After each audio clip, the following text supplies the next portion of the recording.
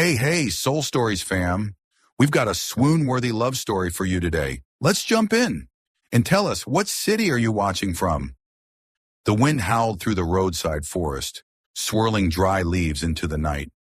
A sleek black Mercedes sped down the empty highway, cutting through the thick darkness. Inside, the silence was suffocating.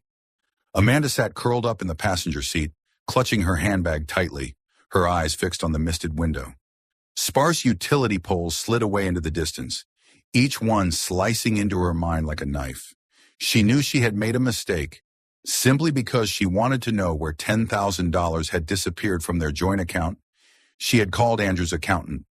What she thought was harmless was enough to wound his twisted pride. The car jerked to a stop in front of an abandoned rest area.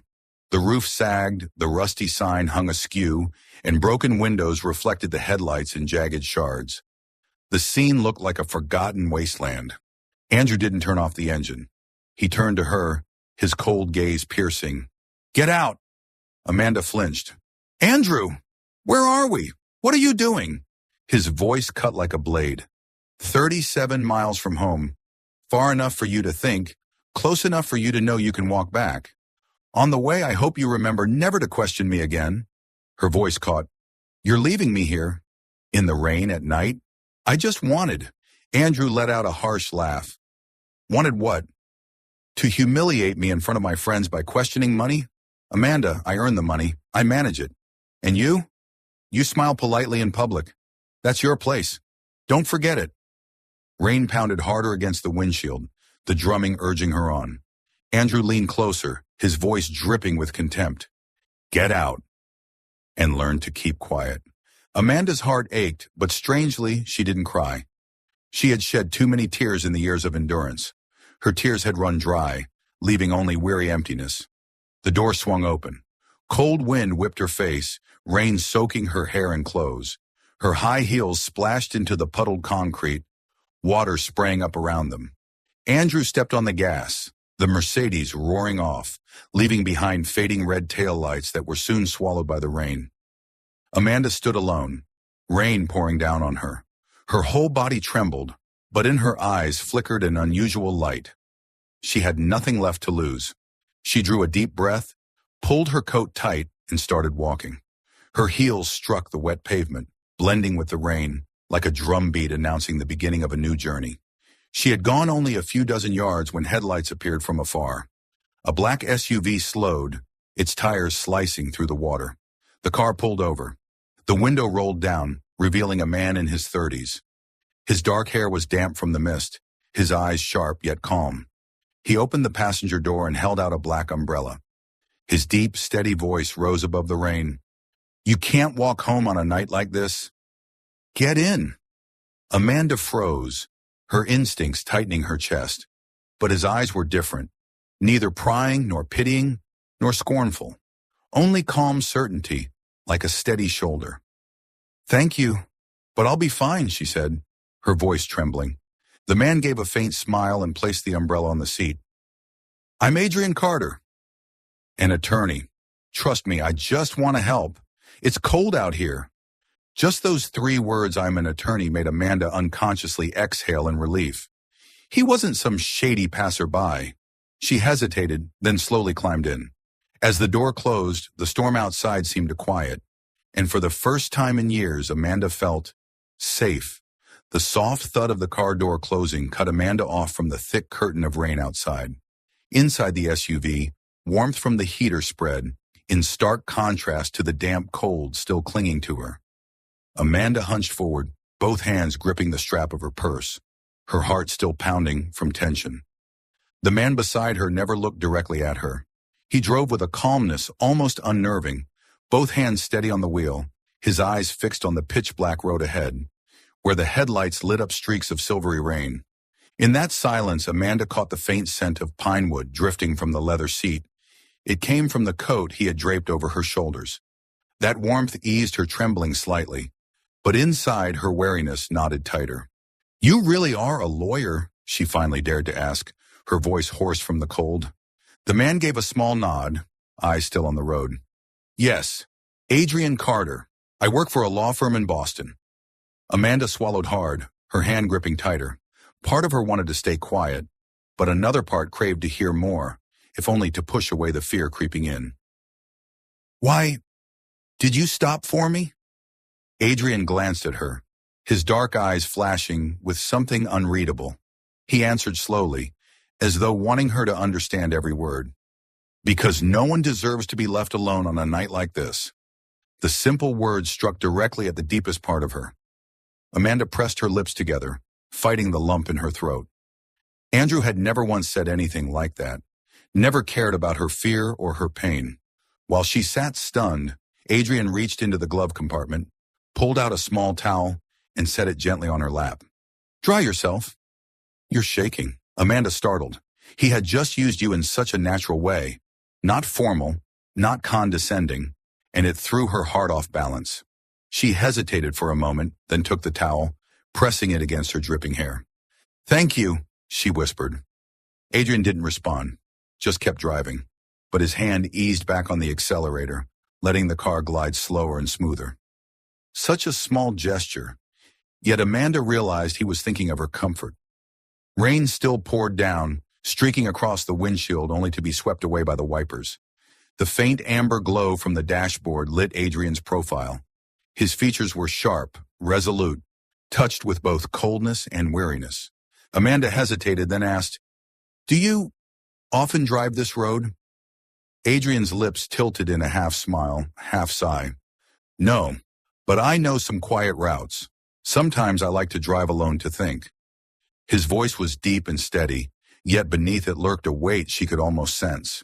Amanda noticed but stayed silent, not daring to pry. Instead, it was Adrian who unexpectedly spoke again. "The man earlier, he's your husband?" The question caught Amanda off guard. She hadn't intended to share with a stranger, but the steady sincerity in his eyes made her feel she didn't need to hide. "Yes, he left me there, just because I asked about money that vanished from our account." Her tone was intended to be calm, but the tremor gave her away. Adrian didn't look surprised. After a pause, he said firmly, "A man like that doesn't deserve you." Amanda froze. For years, all she had heard from Andrew were sneers and criticism. This was the first time anyone, let alone a stranger, had said those words to her. It was like a small flame kindling in the dark corners of her heart. The SUV turned into a small roadside town, where scattered streetlights glowed through the rain. Adrian pulled up in front of a modest but warmly lit inn. He switched off the engine and looked at her. "It's safe here. You can stay the night. I'll come back in the morning if you need further help." Amanda blinked in surprise. He hadn't pried, hadn't pushed her to explain, hadn't tried to invade her life. He simply offered a calm solution. You're not afraid I might be trouble?" A woman left on the road by her husband. Things aren't always what they seem. She found herself testing him. Adrian tilted his head slightly, his eyes holding hers with quiet certainty. "My instincts are rarely wrong. I see that you need safety, and I trust that's true." The straightforward answer left Amanda speechless. A strange sense of trust seeped into her heart, a trust she had never felt, not even with the man she had once called her husband. Before leaving the driver's seat, Adrian placed a business card on the console. "If you need anything in the morning, call me." Amanda picked up the card. The words were clear. Adrian Carter, attorney at law. Her fingers trembled slightly as she held it. The car door opened, letting in cold air and the roar of rain. Adrian came around to her side, opened her door, and held the umbrella above them. His other arm hovered close, ready to catch her if she slipped.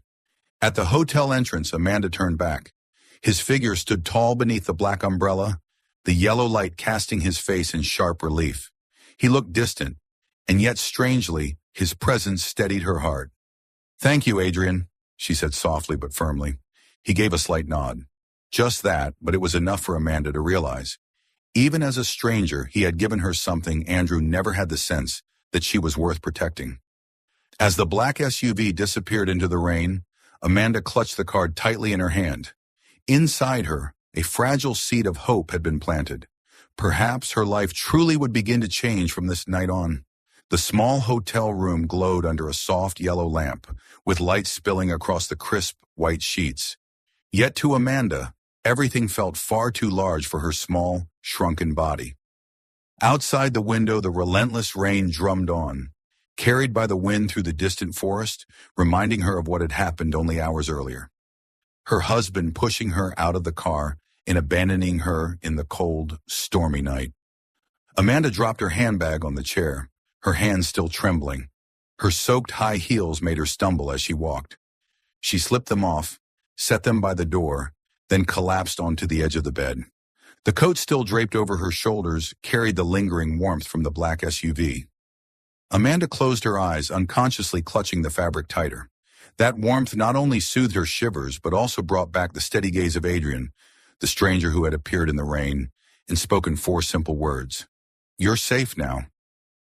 Those 4 words echoed in her mind like a fragile lifeline, pulling her back from the abyss of despair. Amanda had once been a strong woman.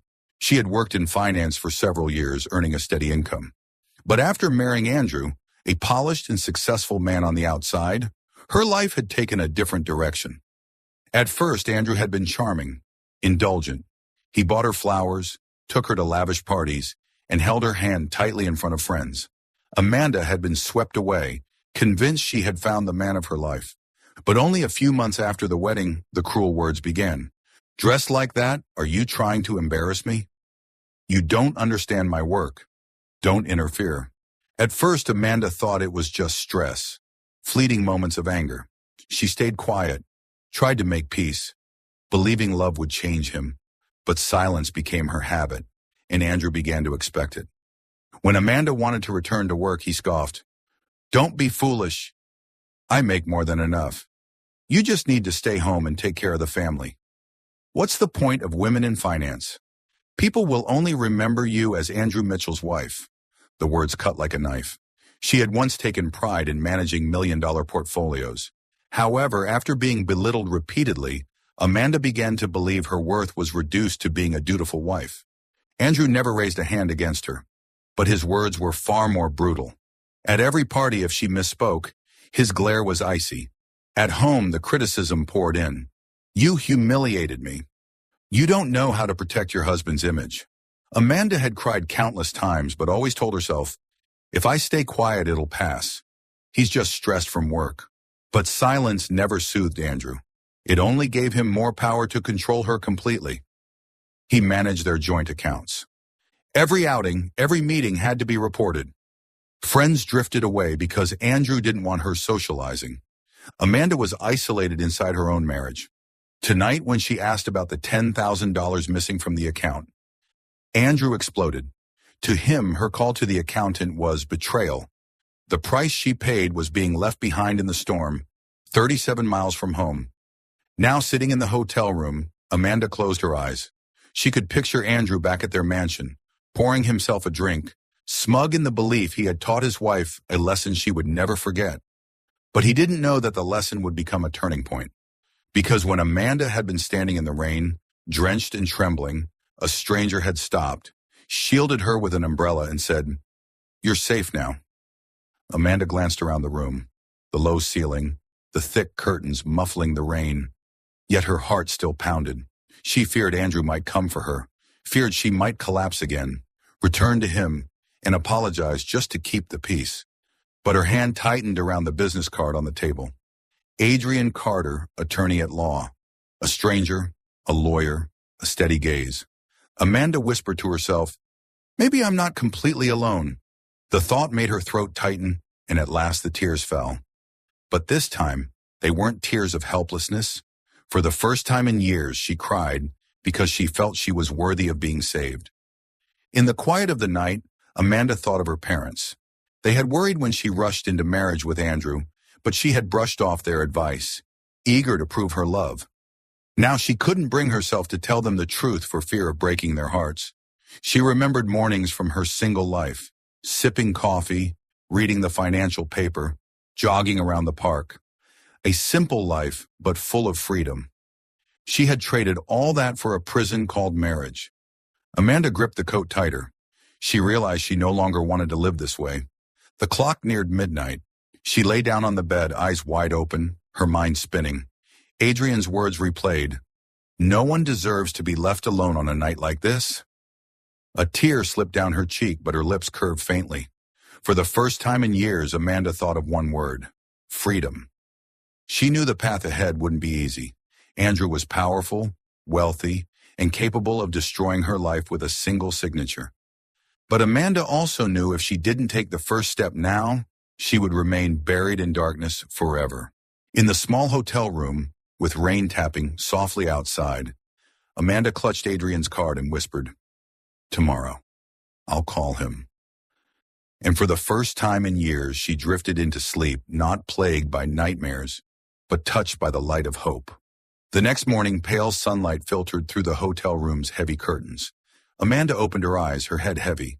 She had managed a few hours of sleep, but every dream had been haunted by Andrew, his mocking smile, his icy glare, and the roar of the engine as he left her in the rain.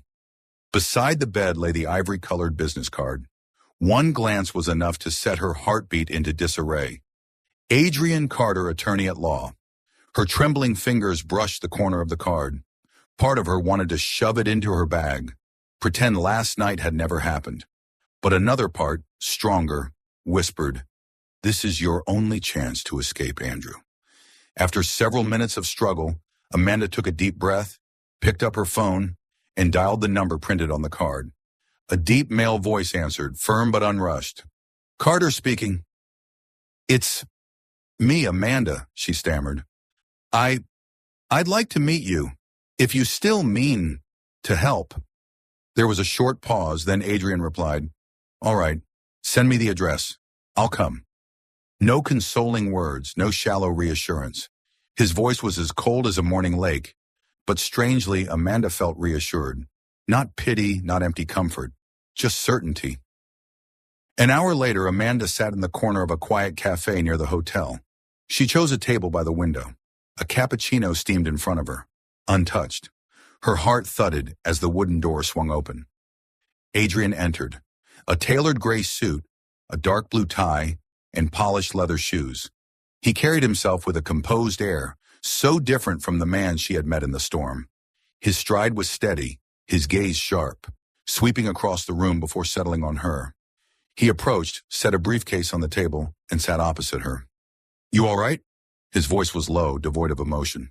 Amanda gave a faint nod, fingers twisting the strap of her purse. "Thank you for last night." Adrian only dipped his head slightly, his expression still severe.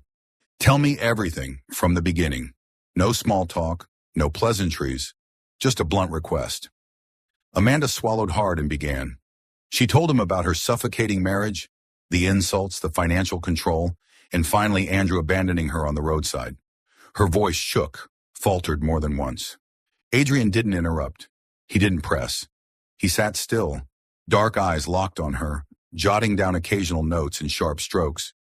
His stern presence was intimidating, yet when his gaze flickered back to hers, a fleeting glimmer of quiet empathy shone through.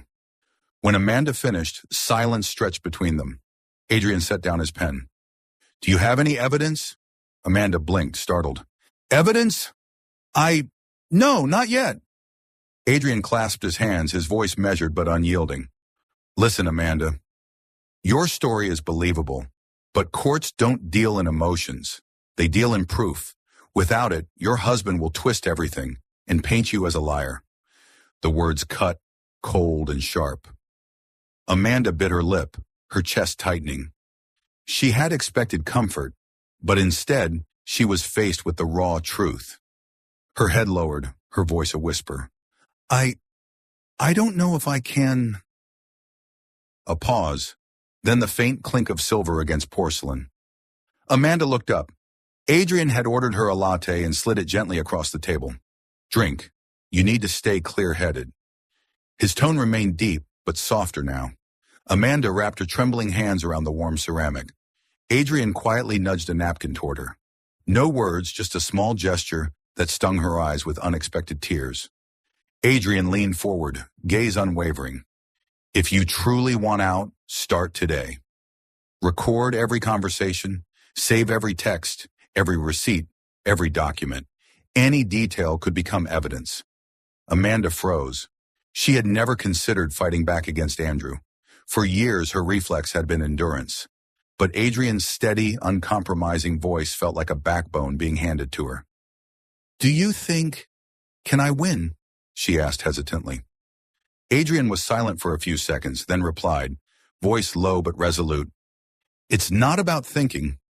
I know, if you're brave enough to see it through." It wasn't a romantic promise, but it lit a fire in her chest. Their conversation stretched for nearly an hour. As Amanda rose to leave, she found herself asking, Why? Why are you helping me? I'm just a stranger." Adrian looked at her, and for a moment a shadow crossed his eyes. He picked up his briefcase and said quietly, "Because once I saw myself in your story." Amanda froze. He said no more, only opened the door and stepped aside for her. But that fleeting sorrow in his gaze spoke louder than words. This man, too, had been betrayed, had known pain deep enough to close off his heart. Back at the hotel, Amanda sat on the bed, staring once more at the business card. She remembered his cold gaze, his sharp voice, but also the latte he had placed before her and the napkin he had slid toward her. Such tiny details. Why did they warm her heart so much? Amanda knew Adrian wasn't the type of man who could be easily approached. He was like a fortress wall, keeping others out. But just being near him, she had felt safer than ever before. She whispered softly, "Maybe I can trust him." And for the first time in many years, Amanda truly thought of one word: trust. That afternoon, Amanda stood before the towering iron gates of the mansion. To outsiders, the house was nothing but luxury and grandeur, but to her, it was a gilded cage locked tight. Inside her handbag, Adrian's business card still rested neatly. Amanda gripped the strap firmly, took a deep breath, and pushed the gate open. The marble hallway gleamed coldly under the dazzling chandelier. The familiar scent of Andrew's cologne lingered in the air. He sat in the living room, his suit immaculate, a glass of red wine swirling lazily in his hand. When Amanda stepped in, his eyes swept over her with half disdain, half mockery. "Well, you're back," Andrew drawled, as though she had just returned from shopping rather than being abandoned in the rain. "Did you walk all night, or did you finally figure out how to beg someone for help?" Amanda froze, her heart pounding, but she lowered her gaze to hide it. In her mind, Adrian's warning echoed, "Record everything. Every detail matters." She sat slowly across from him, discreetly switching on the recorder hidden in her purse. "I'm back." "What do you want me to do now?" Her voice was calm, controlled. Andrew smirked. "Finally learning to ask permission. Good. Remember, Amanda, this is the last time I'll have to teach you a lesson. Next time, I won't be so gentle." Amanda's eyes flickered to the wineglass in his hand, anger stirring inside her, but outwardly she remained docile. "I understand." From that day, Amanda began living two lives. By day, she played the dutiful wife, gentle smiles, soft words. But when alone, she quietly collected every shred of evidence. She photographed Andrew's bank statements, which were left carelessly on his desk. She recorded the insults and threats he hurled whenever he lost his temper. She carefully saved receipts for extravagant purchases with no explanation. Each action made her heart pound with fear. Yet with every saved file, every piece of proof, she felt she held another fragment, another piece of the truth Andrew tried so hard to bury. One evening, as Amanda washed dishes, Andrew walked into the kitchen. He loosened his tie, unbuttoned his shirt collar, and leaned against the counter, eyes sharp as a blade. "You think I don't know? First you call my accountant, and now what else are you sneaking around doing?" Amanda's heart lurched. She knew one wrong move could destroy everything, but she forced a gentle smile, her voice silk. "I just wanted to make sure everything's all right. I don't want to trouble you anymore." Andrew stared hard at her, as if he could pierce through her thoughts. A heavy minute passed. Then he chuckled, patting her cheek. "Smarter now, aren't you?" "Don't test me again." He walked away, leaving Amanda frozen, her hand clutching the wet spoon. In the coat hanging nearby, the small recorder Adrian had given her was still running. Relief washed over her. She had captured another critical piece of evidence.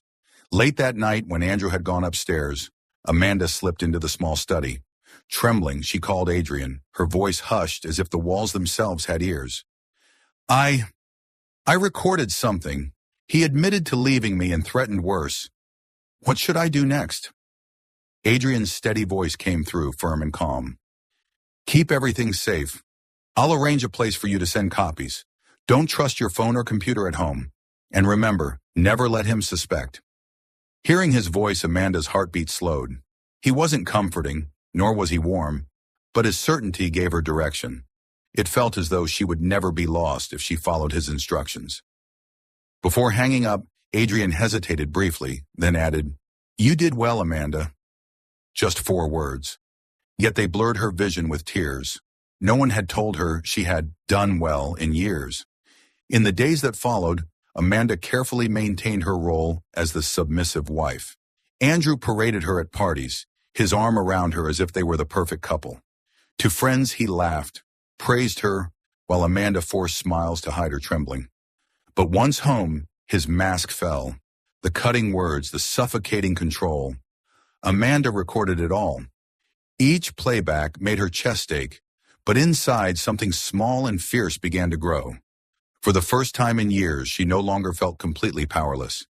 Each saved file was another crack in Andrew's armor of control.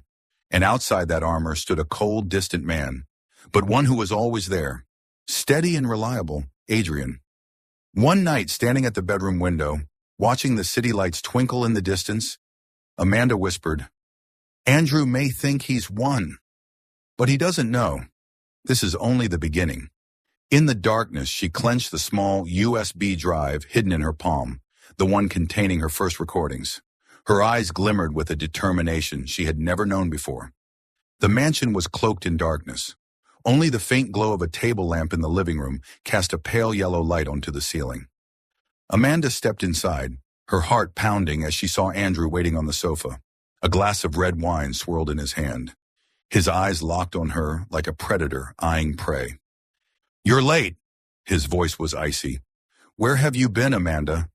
Amanda froze, her whole body tense. Her hand tightened on her purse strap, but she forced herself to relax, managing a strained smile. "I just went for a short walk, to clear my head." Andrew let out a dry laugh, then stood. The sound of his shoes striking the hardwood floor echoed ominously. He stepped closer, leaned down, and whispered, "You've been strange lately. Secretive. Is there something going on that I don't know about?" The reek of alcohol on his breath made Amanda's stomach churn. Her throat closed up, but in her pocket, the small recorder Adrian had given her was already running. She had to stay calm. No, nothing at all," she stammered. Andrew gripped her chin, forcing her to meet his eyes. They glinted with a sharp, threatening light. "Remember this, Amanda. I hate betrayal more than anything. If you do something stupid, don't blame me for being ruthless." Then he shoved her face away and strode up the stairs. His footsteps faded, leaving Amanda trembling in the living room, her hands still clenched tightly around the recorder. The next day, Amanda gathered her courage and met Adrian again. The same small cafe was quiet, soft light streaming through the window panes. Amanda sat with her palms damp against the cup in front of her. When Adrian entered, wearing a dark suit and his usual cold expression, her throat tightened. He sat across from her, eyes sharp. "What do you have for me?" With shaking hands, Amanda pulled the recorder from her bag and set it on the table, sliding it toward him. He threatened me. I recorded everything." Her fingers trembled so badly she gripped her coffee cup to steady them. Tears spilled, dripping onto the back of her hand. Adrian said nothing. He switched on the device, listening as Andrew's cold voice filled the quiet space. "If you do something stupid, don't blame me for being ruthless." For several minutes, only the recording echoed in the silence. When it ended, Adrian sat still, his expression unreadable. But for a fleeting moment, Amanda caught a glimmer of quiet empathy in his eyes. Her voice broke into a whisper. "I've been too weak. I'm afraid I won't survive this." Adrian placed the recorder down, his fingers tapping lightly on the table. Then he spoke, slow but resolute. "No, you're braver than anyone I've ever met." Amanda's head snapped up, startled. His gaze was still cool, but his words carried a rare sincerity. "You know, I understand what betrayal feels like," Adrian continued, his eyes momentarily distant. "My ex-wife, she betrayed me at the very moment I trusted her most. After that, I learned to shut myself off. On the outside, I look cold, but inside, he gave a faint, bitter smile. All that's left are scars. Amanda sat speechless. She had never imagined that a man so strong, so composed, carried such hidden wounds. But you're different, he went on. You still chose to stand up, even when cornered. That makes me respect you. Fresh tears welled in her eyes, not only from pain, but from finally being seen. After years of Andrew's humiliation, it was the first time someone had told her she was courageous. Adrian tucked the recorder into his briefcase, his expression hard again, but his voice, though deep, carried a hint of warmth. From now on, you're not just a victim. You're a witness. Every piece of evidence you bring will take us one step closer to ending Andrew's power. Amanda nodded, quickly wiping her tears. The fear remained, but now it was laced with something else. Hope. As she left the cafe, she lifted her gaze toward the gray sky. The clouds were still heavy, but she knew somewhere light had begun to break through. That afternoon, the court notice arrived. Amanda sat frozen on the sofa, the thick file heavy in her hands, the countersuit, the list of witnesses, and the name of the high-profile attorney Andrew had just hired, a name even ordinary people recognized from the legal news. Richard Blackwood, she whispered, her voice catching. Just reading the name sent a chill through her entire body. Andrew didn't just want to fight back. He wanted to crush her. When Adrian arrived, she was still sitting there, eyes red, papers scattered across the table. He stood silent for a moment, then bent down, gathered the documents one by one, and placed them back together neatly. His words were short, steady. This is exactly what I expected. He was never going to give up easily. Amanda bit her lip, tears spilling again. But I can't do this. He has money, power, and now one of the best lawyers in the city. And all I have is you. Her voice broke, fear overwhelming everything for a moment. Adrian studied her quietly. His eyes darkened, not with coldness, but with deep empathy. He handed her a tissue. You have evidence. You have the truth, and you have me. That's enough. But Amanda shook her head, voice trembling. I'm so tired. I just want to give up. Adrian said nothing more. He simply took her hand and gave it a gentle pull. Amanda blinked in surprise, but before she could react, he was already leading her outside. The sky was heavy and gray, and then the rain came down thick and heavy, with drops pounding against rooftops and sidewalks. Adrian opened his black umbrella, holding it firmly above her. Amanda walked beside him, listening to the steady drum of rain on the fabric. The cold seeped into her skin, but strangely, her heart felt calmer than it had in days. For a long while, Adrian said nothing. Then his deep voice rose, clear even above the downpour. He wants you to break. But if you stand tall, then he'll be the one who trembles. Amanda stopped in her tracks, looking up at him. Rain poured down his shoulder, soaking one side of his suit, but he didn't seem to notice. He tilted the umbrella toward her, shielding her completely from the storm. But I'm not as strong as you think, she whispered. Adrian paused, his gaze steady and unwavering. No, you're stronger than you imagine. A woman who dares to rise against the man who's controlled her for years. That's real strength. His voice wasn't loud, but every word landed like iron, driving straight into Amanda's heart. Suddenly, tears spilled again, not from weakness, but because, for the first time in years, someone saw the strength in her. Not her mistakes, not her helplessness, but the resilience she didn't even realize she had. Adrian didn't add more. He simply reached out, rested a hand lightly on her shoulder, and continued walking, holding the umbrella over her the whole way. Amanda glanced sideways. Rain had dampened his brow, strands of hair clinging to his forehead. His usual coldness no longer felt intimidating. Instead, she saw determination, a solid presence she could lean on. For the first time, Amanda realized Adrian's strength wasn't a cold wall, but a shoulder someone else could rest against. When they stopped beneath a building's awning, the rain still poured in sheets just beyond. Amanda turned to him, her eyes still glistening. Do you really believe I can do this? Adrian looked at her, his gaze deep and for once warm. I believe. Two simple words. yet they made Amanda's whole being tremble. Amid the storm, she felt her fragile trust begin to solidify. Not because of grand promises, but because of the steady presence of the man beside her. The courtroom gleamed under the harsh fluorescent lights. Amanda sat at the plaintiff's table, her hands ice cold and clenched tightly together. Across from her, Andrew adjusted his tie, his face calm in that same false way he always wore. Beside him sat Richard Blackwood, the star attorney, flipping open his case file, a confident smirk tugging at his lips. The session began. Richard stepped forward, his voice booming. "Your Honor, what we have here is nothing more than an emotional divorce case. But emotions are not evidence. My client, Mr. Andrew Mitchell, is a successful businessman and a devoted husband. These allegations of psychological abuse are exaggerated in an attempt to gain an unfair share of the marital assets. There are no injuries, no medical reports, only one-sided claims." He paused deliberately, then glanced toward Amanda. "We believe Mrs. Mitchell is exploiting the legal system to humiliate her husband." A murmur rippled through the audience. Amanda felt the blood drain from her face, her palms damp with sweat. Her throat tightened. Was everything about to be dismissed again, just as it always had been? Richard presented glossy news articles about the couple's glamorous appearances, including photographs of Amanda and Andrew smiling at parties, as well as statements from acquaintances praising their marriage. One even said they envied Amanda for having such a successful, attentive husband. Her head lowered. Amanda nearly collapsed under the weight of it all. Then beneath the table, a hand squeezed hers firmly. Adrian. He didn't look at her. His eyes were fixed forward, but his grip was strong and steady.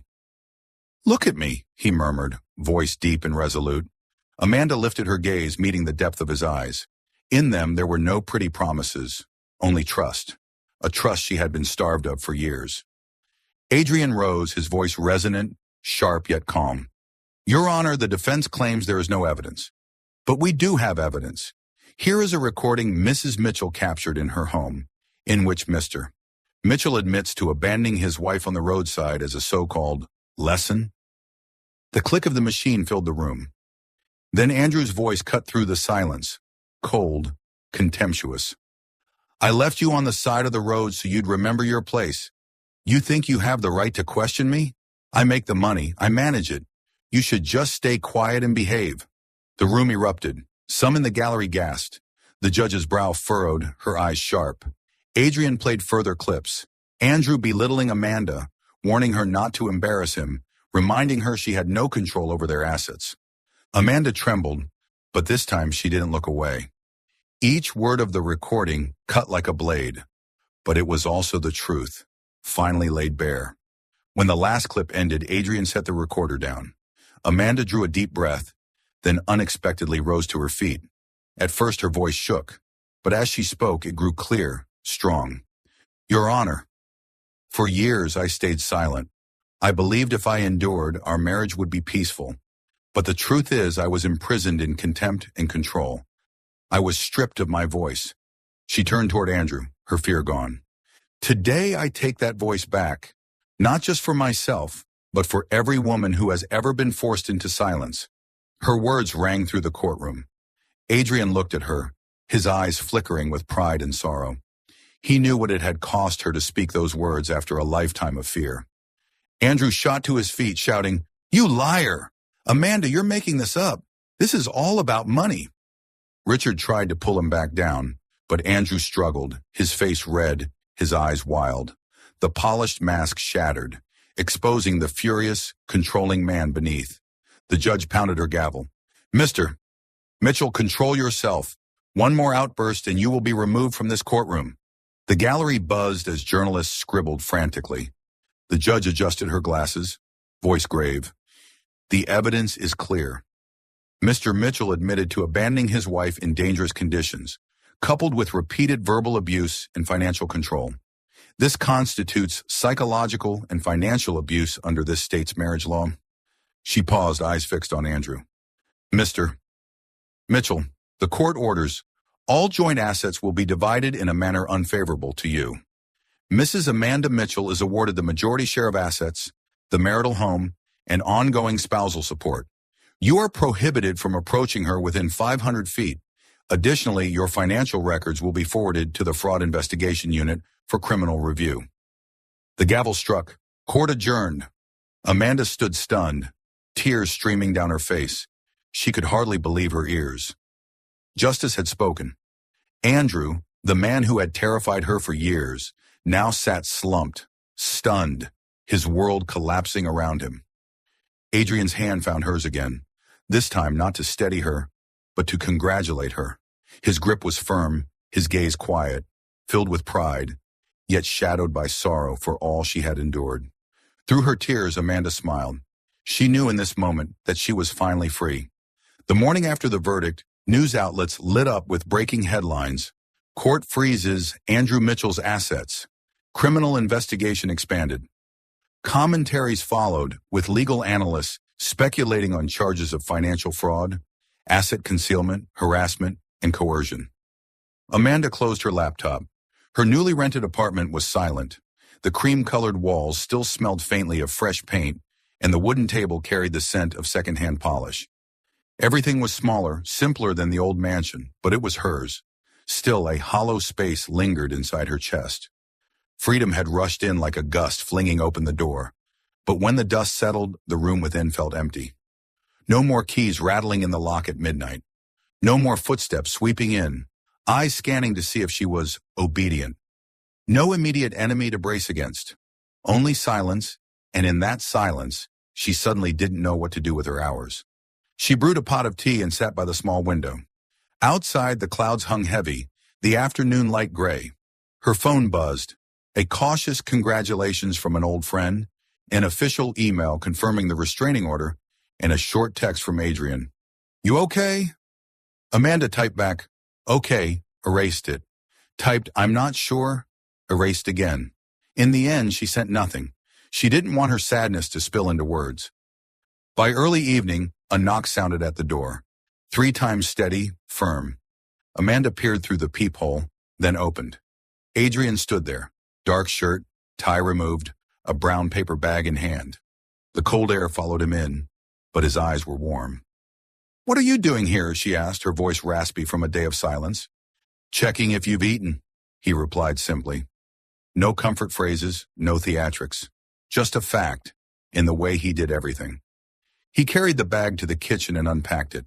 A loaf of bread, eggs, greens, butter, a red onion, a carton of chicken stock. Amanda leaned against the doorway, watching the neat efficiency of his movements, which were both strange and yet oddly reassuring. "You know how to cook?" "Enough not to starve." He rolled up his sleeves. "Do you have a pot?" She pointed to a small one on the shelf. He rinsed it, set it on the stove. Blue flame flickered to life. He didn't ask about the court or the press or Andrew. His silence wasn't like the emptiness of her morning. It had structure, like a roof. Under it, she stayed dry. The smell of onions sautéing filled the kitchen. Adrian melted butter, swirled the eggs until they were soft and golden, and sprinkled on pepper. In the pot beside him, he stirred the simmering stock and dropped in the greens. The sound of the knife tapping, the ladle scraping, the steam fogging the window, it was all grounding. Amanda flipped on the vent. "Do you need me to help?" "Sit," he said. "Drink water." He poured her a warm glass and slid it across the table. The gesture was small, natural, like he'd long practiced noticing what others needed before they asked. 15 minutes later, dinner was ready. Steaming chicken and vegetable soup, butter-soft eggs and crisp bread. No wine, no candles, no staging. Just a meal for someone who had weathered a storm. Amanda lifted her spoon. The first sip warmed her chest. She couldn't remember the last time someone had cooked for her. In the old house, meals had always been prepared by hired chefs, plated for show, for Andrew's reputation. Here, every bite carried one intent: to feed, to warm, to keep her from feeling alone.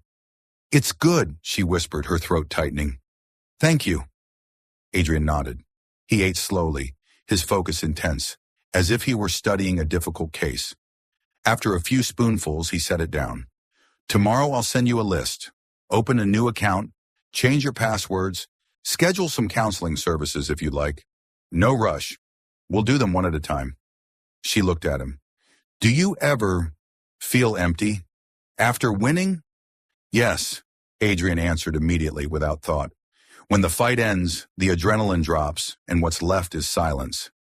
Silence that hums in your ears. You get through it with small things. Eating, sleeping, walking, calling someone you trust. You don't always need to talk. Just knowing someone is there is enough. Amanda smiled faintly. You knocked on the door. I didn't need a call. The corner of his mouth curved just barely. She realized she had learned to read his subtle shifts.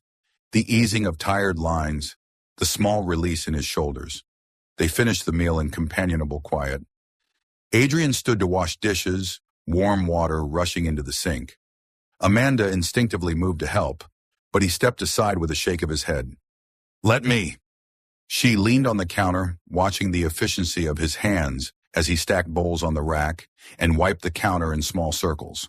Her chest eased, as if setting down a stone she hadn't known she carried. Andrew's assets are frozen, she said at last, as if confirming it to herself. He might go to prison. Adrian turned down the water. The criminal case belongs to the prosecutor. What belongs to you, your new life that's ours to build? Ours. The word landed softly, not loudly or brightly, but sank deep. Amanda nodded, as if accepting a thin blanket offered quietly. They moved to the living room. No expensive sofa, just 2 wooden chairs and a small gray woven rug. Amanda brewed more tea, and the mint leaves released their fragrance. Are you afraid tonight? Adrian asked after a pause. She listened inwardly.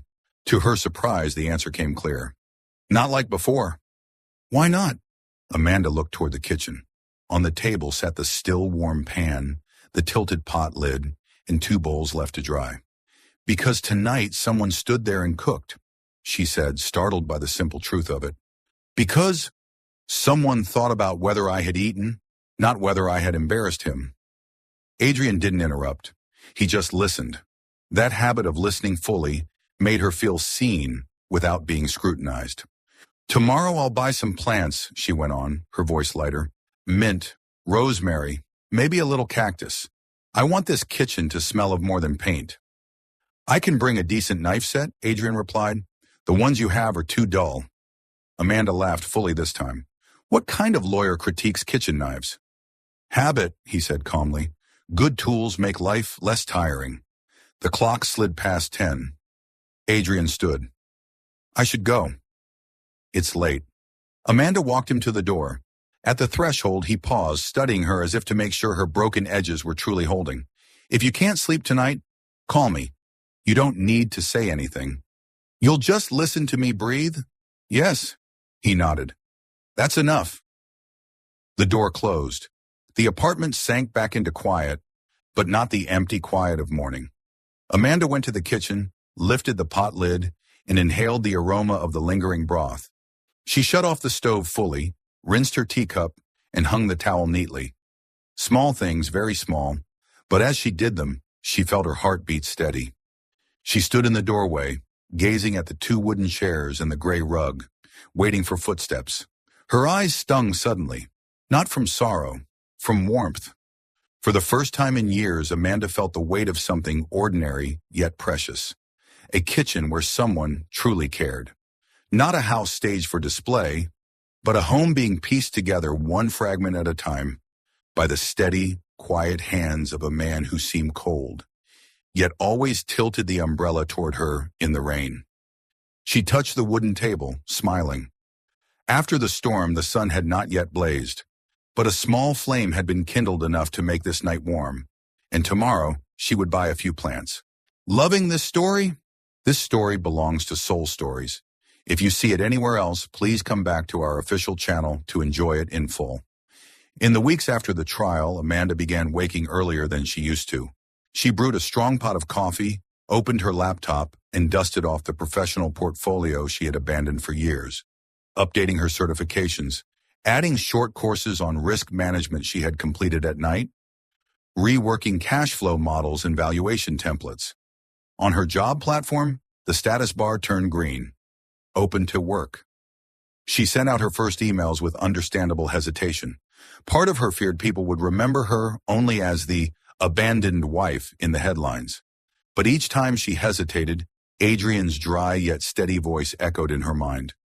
We'll do this one step at a time. She drew a breath and pressed the send button. Alongside her job search, Amanda directed much of the settlement money and her monthly support allowance into establishing a small foundation for abused women. She named it Light. She chose the name during a sleepless night, sitting at her window, staring at raindrops clinging to the mint leaves she had just planted. Light didn't erase darkness all at once, but it was enough to show a path forward. Adrian handled the legal framework, drafted bylaws, ensured financial transparency, and filed for nonprofit tax exemptions.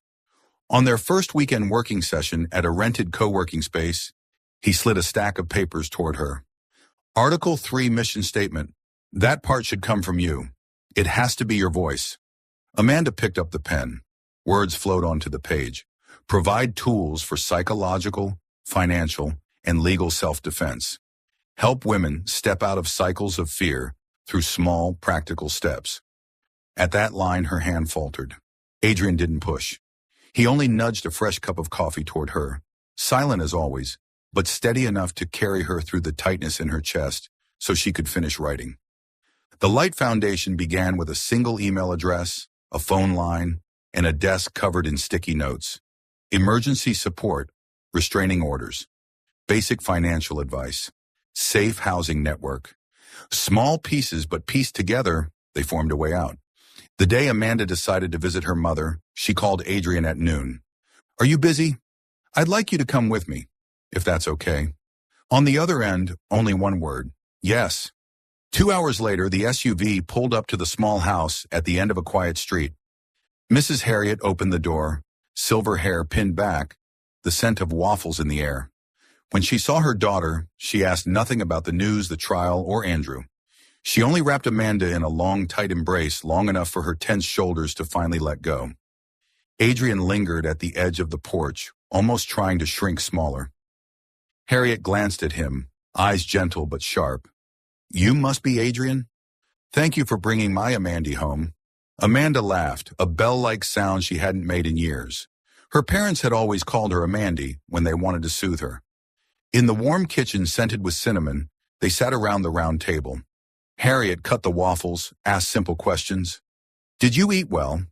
Are your balcony plants thriving? Then she placed her hand over Amanda's, squeezing gently. You've walked through it. Now keep walking forward. Slow is fine, but don't look back. Turning to Adrian, she added, if she gets tired, remind her to eat. She forgets. Adrian's reply was a single word but solid as stone. Yes. No promises, no speeches, just a pillar of certainty. On the drive back, Amanda leaned her head against the seat, smiling softly. My mom likes you. Adrian kept his eyes on the road.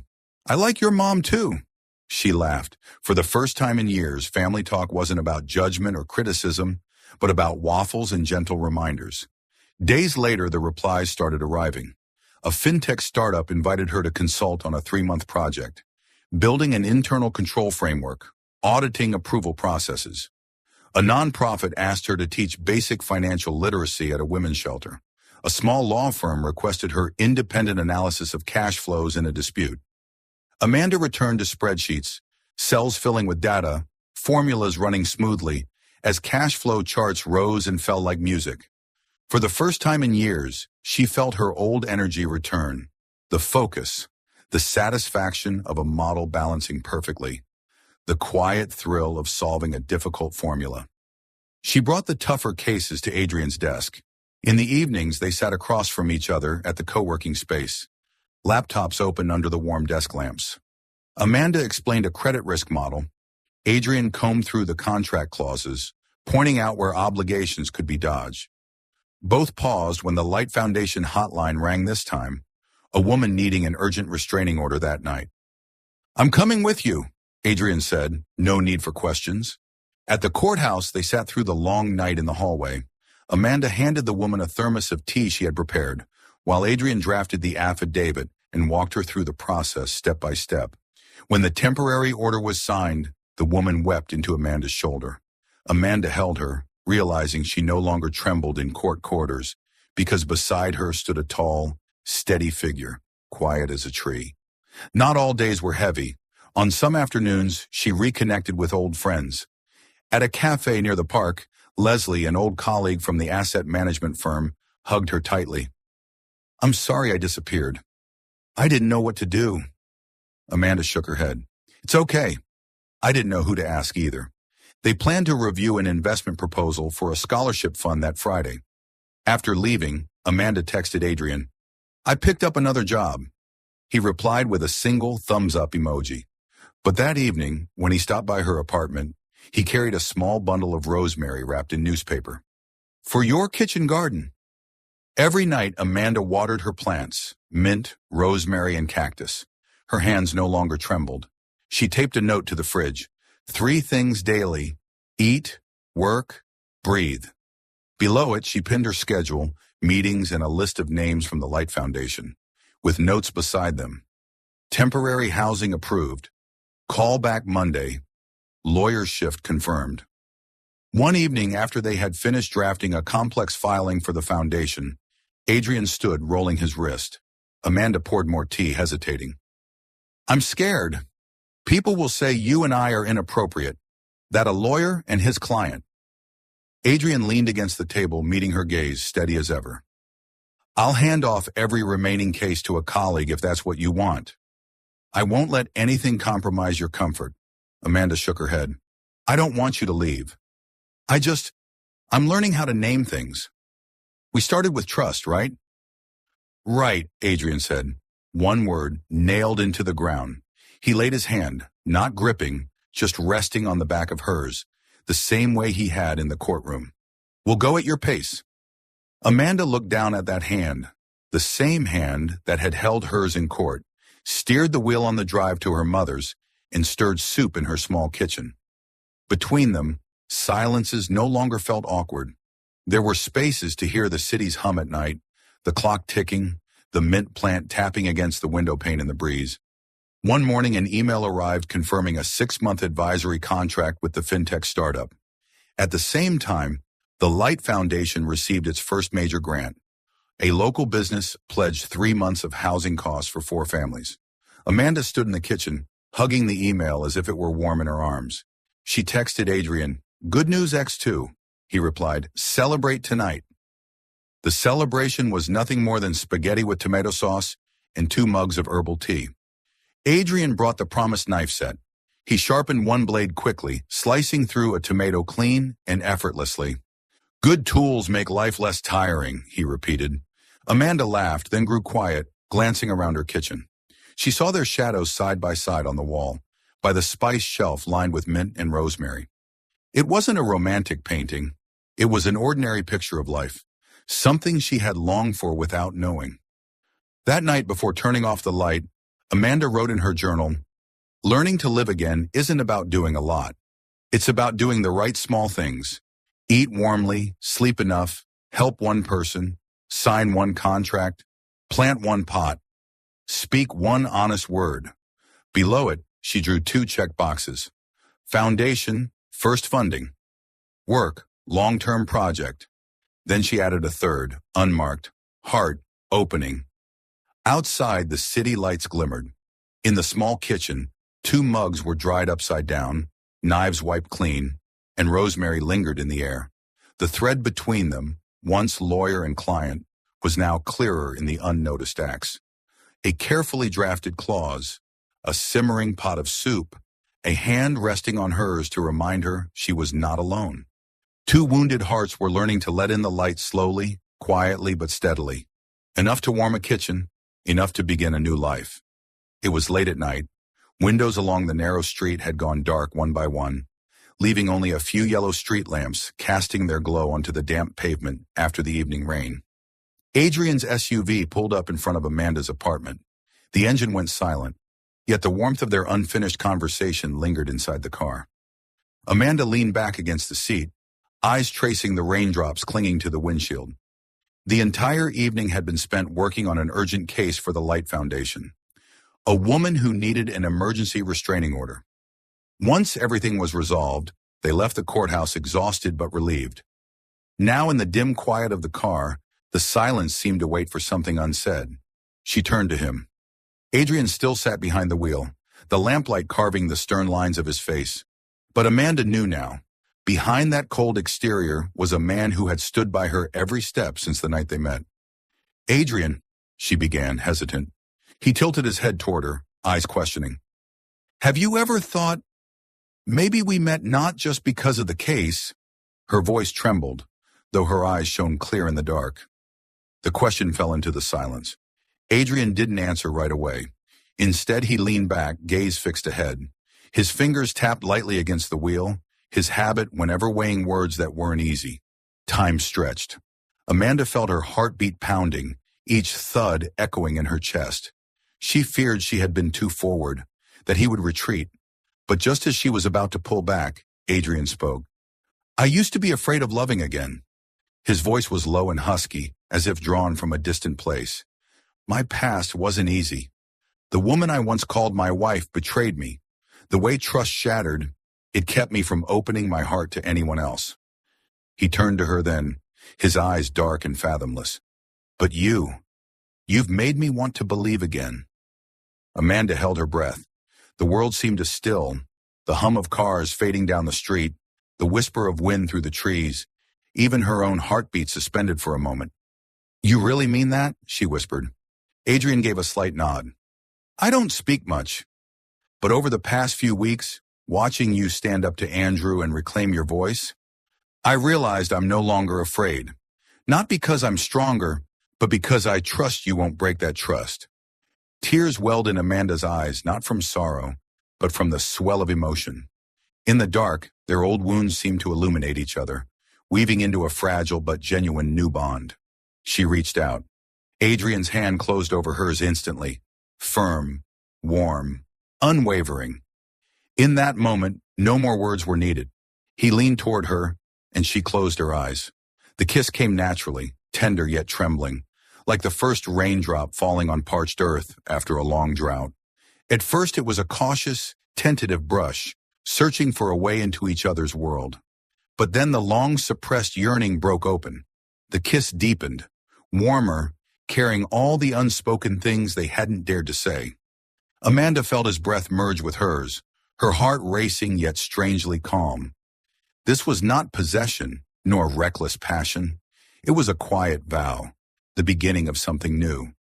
When they finally pulled apart, foreheads still touching, both laughed softly, the light laughter that comes after a storm. Amanda whispered, I think, after everything, we deserve to be happy, don't we? Adrian brushed back a damp strand of hair clinging to her cheek, his gaze gentle. Yes, and this time, I won't let it slip away. She rested against his shoulder, listening to the steady beat of his heart. Outside, a light breeze stirred, carrying the earthy scent of rain through the crack in the window. In that moment, Amanda knew. Love had sprouted quietly, steadily, and it would grow with them. Two hearts once wounded, now finding light in each other. A year had passed since the trial ended. Time had not erased the painful memories, but it had given Amanda enough strength to turn her wounds into power. This morning, the little street was alive with laughter and chatter. Hanging above Amanda was the brand new signboard, Light Women's Support Center. The gentle blue letters gleamed under the sun, like a message that those once abandoned in the dark now had a place to come home to. Amanda wore a simple white dress, her hair tied neatly in a bun. She looked around. Volunteers were setting up the reception desk, and friends and colleagues had gathered in support. Her mother, silver-haired, sat in the front row, her eyes glowing with pride. And beside Amanda stood Adrian, still in his understated dark suit, his gaze stern yet warm. The opening ceremony was simple, but deeply moving. Amanda cut the red ribbon, and the crowd erupted in applause. Her voice trembled slightly, but each word was steady as she spoke. This center was born from my own experience. I once believed I could only be silent, only endure. But I learned that no one deserves to live in fear. Light exists to remind us that every woman has the right to freedom, to love, and to begin again. Moved eyes turned toward her, From behind, Adrian watched quietly. As Amanda bowed, he saw that the once fragile woman had truly become a shining light. That afternoon, as most of the guests departed, Amanda stepped into the small garden behind the center. The late sun spread golden light over the pale lavender blossoms. Birds chirped in the branches above, and the smell of damp earth carried gently on the breeze. Adrian followed, holding a small box in his hand. He paused for a moment, watching Amanda bend over the flower pots. His chest swelled with emotion. The woman who once trembled in court now stood tall in the sunlight, not a victim, but a beacon of hope for others. He stepped closer, softly calling, "Amanda." She looked up. In the glowing sunlight, her eyes sparkled. Adrian drew a deep breath, then sank to one knee. "You've walked through the storm and become the sun," he said, his voice deep and steady. "Give me the honor of walking beside you in all the peaceful days ahead." Amanda froze, her hand rising to cover her mouth. When Adrian opened the box, a small diamond ring shimmered like morning dew under the sun. Tears welled up, spilling down her cheeks. She nodded, her voice choked. "Yes, I will." Adrian smiled, his gaze softening. He slipped the ring onto her finger, then rose, pulling her into his strong embrace. In that instant, the whole garden seemed to glow brighter, sunlight wrapping around them both. As twilight faded, painting the sky in shades of pink and orange, Amanda and Adrian walked hand in hand out of the center's gate.